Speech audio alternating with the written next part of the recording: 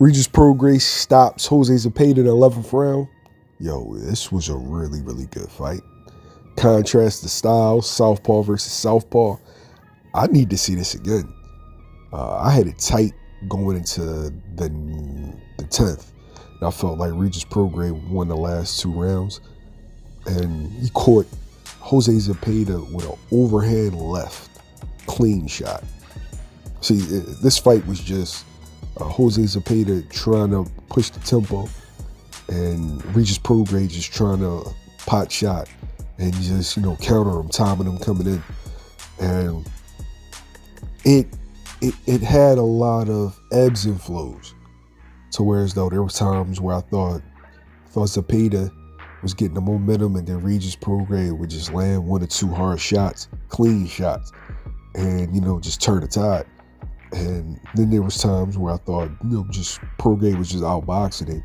And then here comes Zepeda. You really get a chance to see how good a southpaw is when going up against another southpaw. Because when they're facing an orthodox fighter, they have just certain advantages where they really don't have to worry about a jab, really don't have to worry about just certain punches, certain hooks, certain uppercuts, because of the natural distance that they have against an orthodox fighter. But when facing a southpaw, now everything's on the kitchen table. Everything. And you really get a chance to see, is this guy elite because he's just a southpaw? Or is he just an elite fighter? And we saw Regis Prograis. I ain't going to say he's elite because when I say elite, I say, top 5, top 10 fighters in the game. But Regis Prograis, he's right underneath that. Regis Prograis, he definitely earned my respect. Like, he's right underneath that. And a couple more solid wins, I'm gonna have to lean towards the such because he's vulnerable at times.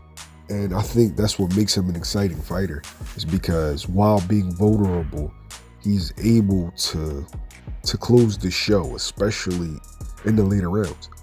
And I've seen Regis pull out wins in a multitude of ways. I've seen Regis outbox dudes, and I've also seen Regis send dudes to hell, and that's what he did. He sent Zepeda to hell in the 11th round. So shouts out to him. Shouts out to Zepeda for putting on a great performance. And yeah, I'm excited about the 140-pound division, man.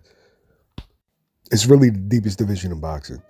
And even with Prograis getting this win, I can't even say that he's head and shoulders above the rest.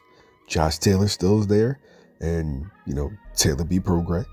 So I would like to see that again. And then you got the young guns. You got Gary Antoine, you got Sabril Matias, you have Brandon Lee. Teal's up there. Ryan's going to be back up there after the Gervonta fight. It's shit. Arnold Barbosa. There's a lot of guys, man. You could throw them all in a pot, make a whole bunch of matchups. Richardson Hitchings. There's a lot of talent at 140 pounds. You got Montana Love, Steve Spark. Now, I don't rate them as high as the other guys. I'm just saying, there's a whole bunch of good fights you can make at 40. And it's just deep with talent. And nobody has singled themselves out. Because when you think Josh Taylor is just the cream of the crop, then here comes Jack Catterall. So, it's just an exciting time for boxing. I hope all these fights get made, man. But you let me know in the comments, who do you want to see Prograis face next? And do you want a rematch? Don't forget to like, share, and subscribe. YSM Sports Media. We are out.